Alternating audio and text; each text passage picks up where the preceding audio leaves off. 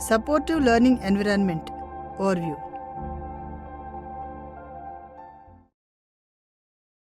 Hello teachers, బోధన దృశ్య మాలిక అనే లెర్నింగ్ సిరీస్కు స్వాగతం. ఈ వీడియోలో సపోర్టివ్ లెర్నింగ్ ఎన్విరాన్మెంట్ నిర్మించడానికి కీలక బోధనా పద్ధతులను అన్వేషిస్తాము. మనం ప్రారంభించడానికి ముందు 2 తరగతి గది దృశ్యాలను చూద్దాం మరియు ఒక ప్రశ్నకు సమాధానం ఇవ్వడానికి ప్రయత్నిద్దాం. ఇప్పుడు 2 తరగతి గదుల దృశ్యాలను చూద్దాం. ఈ 2 తరగతి గదుల టీచర్గా మీకు ఎలా అనిపిస్తుంది? మీ స్టూడెంట్ పూర్తిగా నిమగ్నమై నేర్చుకోవడంలో నిమగ్నమైన ఒక క్షణం గురించి ఆలోచించండి. పర్యావరణంలోని ఏ నిర్దిష్ట అంశాలు మీ టీచింగ్ జర్నీ లేదా మీ పరస్పర చర్యలు ఆ క్షణాన్ని సాధ్యం చేశాయి?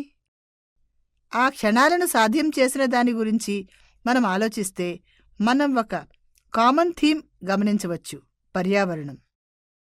ఇది మనం నిర్మించిన నమ్మకం కావచ్చు, తరగతి గదిలో మనం చేసే ప్రోత్సాహమైనా కావచ్చు, లేదా మనం లెర్నింగ్ ప్రాసెస్ను రూపొందించే విధానమైనా కావచ్చు. ఇవన్నీ మనం సపోర్టివ్ లెర్నింగ్ ఎన్విరాన్మెంట్ అని పిలిచే కీలక అంశాలు. వీడియో ముగిసే సమయానికి మీరు సపోర్టివ్ లెర్నింగ్ ఎన్విరాన్మెంట్ అంటే ఏమిటో వివరించగలుగుతారు మరియు దాని ప్రాముఖ్యతను వివరించగలుగుతారు. సపోర్టివ్ లెర్నింగ్ ఎన్విరాన్మెంట్ క్రియేట్ చేయడానికి కీలక బోధనా పద్ధతులను గుర్తించగలుగుతారు. ఇప్పుడు సపోర్టివ్ లెర్నింగ్ ఎన్విరాన్మెంట్ అంటే ఏమిటో అర్థం చేసుకుందాం.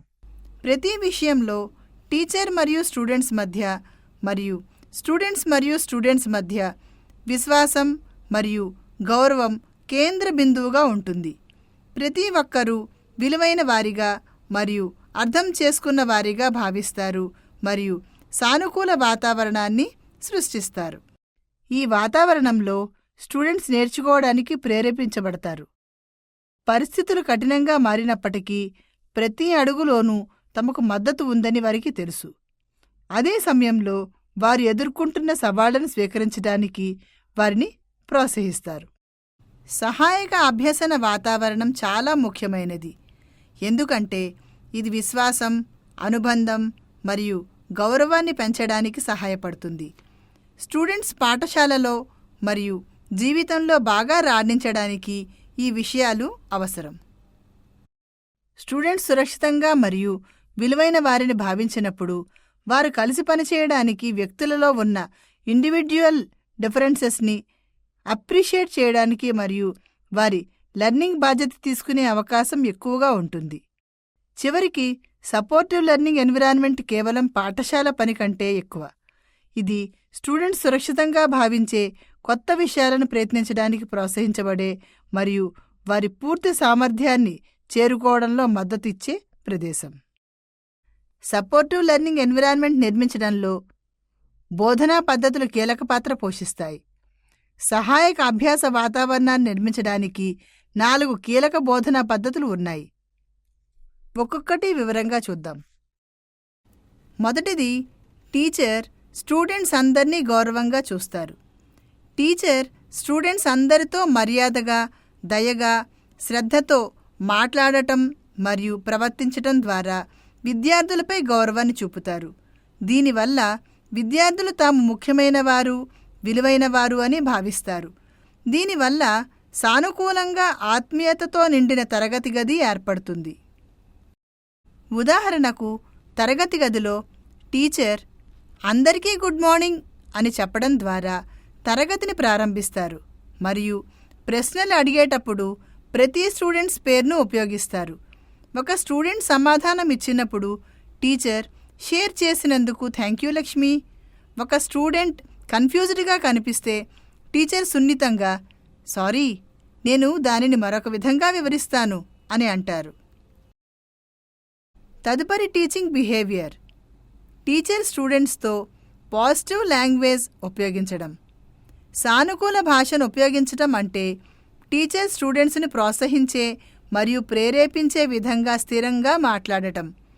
ఇందులో ప్రశంసలు ఇవ్వటం, అభినందనలు ఇవ్వటం, విద్యార్థుల ప్రయత్నాలు మరియు విజయాలను తెలిపే పదాలను ఉపయోగించటం ఉంటాయి. టీచర్, గుడ్ జాబ్ వంటి ప్రోత్సాహక పదాలను ఉపయోగిస్తారు. స్టూడెంట్స్ వారి పనిని చూపించినప్పుడు వెరీ గుడ్ లేదా let's give her a round of applause ఉపయోగిస్తారు.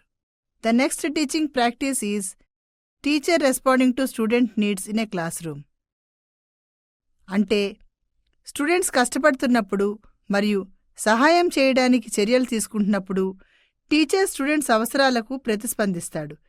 ఇందులో మద్దతు ఇవ్వటం, సూచనలు స్పష్టం చేయటం లేదా సర్దుబాటు చేయటం వంటివి ఉండవచ్చు.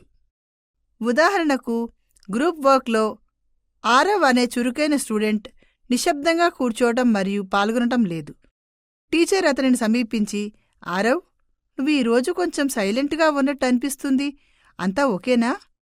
ఆరవ్ చిన్న స్మైల్ ఇస్తాడు, కానీ పెద్దగా చెప్పడు. టీచర్ స్పందిస్తూ, సరే, ఇట్స్ ఓకే, కొంచెం సమయం తీసుకున్న తర్వాత నీవు ఎప్పుడు రెడీ అనిపిస్తే అప్పుడు యాక్టివిటీ ఇన్స్ట్రక్షన్స్ చదివి గ్రూప్ యాక్టివిటీలో పాల్గొను. ఈ చిన్న ప్రాంప్ట్ ఎమోషనల్ సపోర్ట్ మరియు యాక్టివిటీలో పాల్గొనడానికి, యాక్టివ్గా పార్టిసిపేట్ చేయడానికి సహాయపడుతుంది. The last teaching behaviour. Teacher gender and disability సంబంధించి తరగతి గదిలో పక్షపాతాన్ని మరియు సవాళ్లను ప్రదర్శించరు. గ్రూప్ యాక్టివిటీ సమయంలో ఒక స్టూడెంట్ నోట్స్ తీసుకోవడం అమ్మాయిల పని. అప్పుడు టీచర్ అతన్ని సున్నితంగా సరిదిద్దుతారు. ప్రతి ఒక్కరూ ఏ పాత్రనైనా తీసుకోవచ్చు. నైపుణ్యాలు జెండర్పై ఆధారపడి ఉండవు. తర్వాత డిసెబిలిటీ ఉన్న స్టూడెంట్ సైన్స్ టాస్క్ చేయడానికి సంకోచిస్తాడు. అప్పుడు టీచర్ యాక్టివిటీలో కొన్ని మార్పులను తీసుకుని వస్తారు. అప్పుడు విద్యార్థులందరూ యాక్టివిటీలో పాల్గొంటారు. ఈ మార్పుల ద్వారా ఒక inclusive and respectful class room ఏర్పడుతుంది.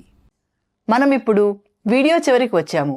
మనం చర్చించిన వాటిని శీఘ్రంగా చూద్దాం.